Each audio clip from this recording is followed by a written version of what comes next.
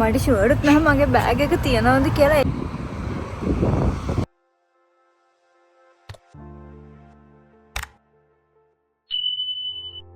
Hello, ඔයාලා හැමෝම හොඳින් නැති කියලා හිතනවා.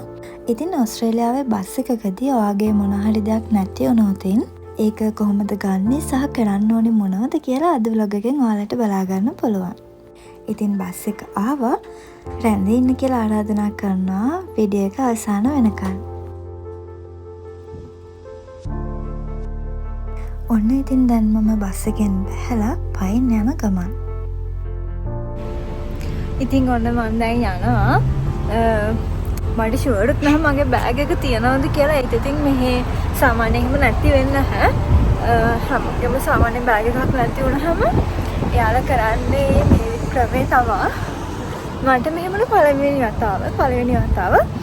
ඒකත් මට අමතක වුණේ මගේ යාළුවෙක්, මගේ හොඳම යාළුවා. දන්නවනේ ඉතින් හොඳම යාළුවා එක කතා කර යද්දි ඔක්කොම ටික අමතක වෙනවා. මේ මොකද මට එදා බෑග්ස් ගොඩක් තිබුණා මගේ ළඟ. අනික අපි දැන් කතා කර يعني හිනාන දෙයක් නෙමෙයි, දුක හිතෙන දෙයක් කතා කර ආවේ. යාළුවට පුංචි ප්‍රශ්නයක් කළා. මමත් ඒක සිහියෙන් ආවා. කොහොමාරි මට මගේ බෑග් එක අමතක කරලා තමයි බස් එකෙන් බැස්සේ. anyway අද අපි ගිහලා බලමු මගේ බෑග් එක තියනවද නැත්නම් ඉතින් ඒකට හිත හදාගන්න පුළුවන්. වැඩේ කියන්නේ මගේ බෑග් එක ක්ලෝතින් බෑග් එකක්. ඒකේ ප්‍රශ්නේ තියෙන්නේ එක මම යාළුවෙක්ගෙන් ඉල්ලගත්තේ මම යාළුවට ආයෙ එක දෙන්න ඕනේ. වගකීමක් අතුවනේ අපිට කෙනෙක් එහෙම දෙන්නේ. එතකොට අපි දැනගන්න ඕනේ ඒක පරිස්සම් කරලා එයාට ආයෙ දෙන්න. මේ වගේ ඉතින් චුටි මිස්ටේක් කරනවා. ඉතින් කරන්න දෙයක් නැහැ.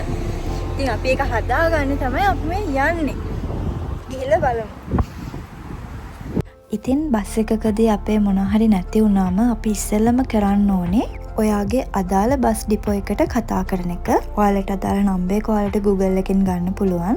ඉතින් ඔයාලට බස් ඩිපෝ එකට ගිහිල්ලා Lost Property office එකෙන් ඔයාලට එක ගන්න පුළුවන්. ඉතින් මම දැන් බස් ඩිපෝ එකට ඇවිත් ඉන්නේ. අනේ එයා හරිම හොඳ ඩ්‍රයිවර් කෙනෙක්. ඉතින් මට පළවෙනි වතාවට තමා මෙහෙම දෙයක් වුණේ. සහ මම මෙතනට කලින් ඇවිල්ලත් නැහැ.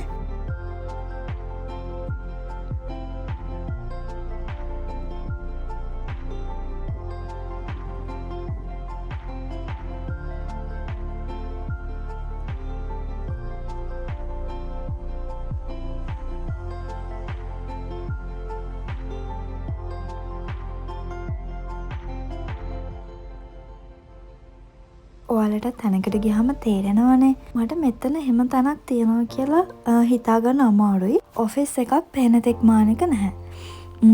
අත්තන දෙන්නෙක් ඉන්නවා. අපි ඒ දෙන්නගෙන් අහලා බලමු කොහොමද මගේ වැඩේ කරගන්න පුළුවන් කියලා. අනේ මම ඉතින් එයාට කිව්වහම එයා මට ඒ තැන පෙන්වන්නම ආවා.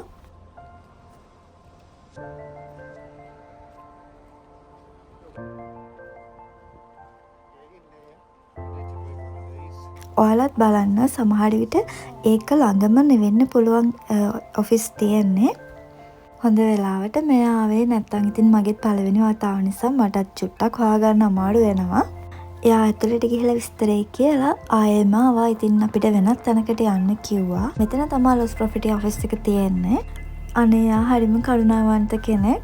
එයා මට හොඳට මඟ පෙන්නුවා. ඒ වගේම හැමදේම කියලා දුන්නා. ඉතින් අන්තිමට එයා මගේ බෑග් එකත් අරන් දීලා තමා ගියේ.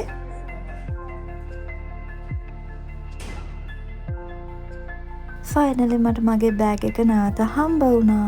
ඉතින් ඔයාලා යද්දී ඔයාලගේ තැන අනුව පොඩ්ඩක් වෙලාවත් බලන්න. සමහර තැන්වල වෙලාවක් දීලා තියෙනවා. ඒ වෙලාවේ තමයි කවුන්ටර්ස් වලින් ඒව ගන්න පුළුවන්. ඉතින් මට තිබුණ සතුටට ඒ වෙලාව බෑග් එක බැලුවෙත් නැහැ. පස්සේ තමයි බෑග් එක බැලුවේ. ඒ විදිහටම ඒක තිබුණා. ඉතින් ඊට පස්සේ මම ගියා shopping mall එකට. ආවිකේ චූටි රවුමක් දාලා කීයක් හරි වියදම් කරගෙන යන්න.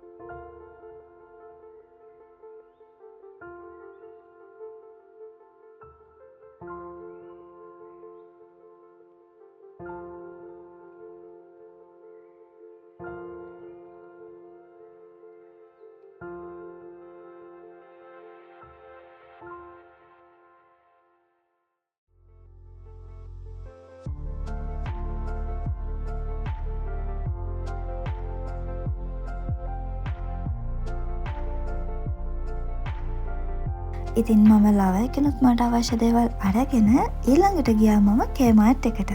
ඉතින් මට දන්න කෙනෙක් හම්බ වුණා. හොට් චොක්ලට් දෙකකුත් බිබී නිදහසේ කතා කර කර හිටියා. ඉන් පස්සේ මම ආයෙම කේමාර්ට් එකට ආවා.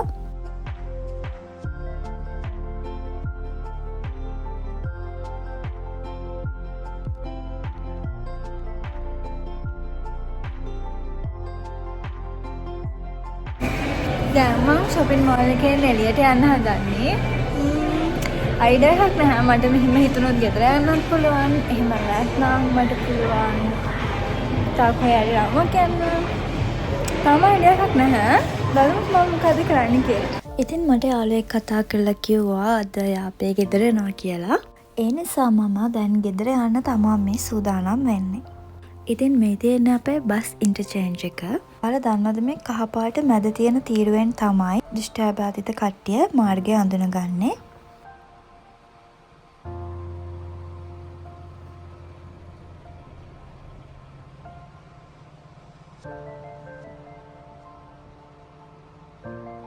බලන්නකො බස් එකක් ආසාවටවත් හෝර්න් එකක් ගහන්නේ නැහැ.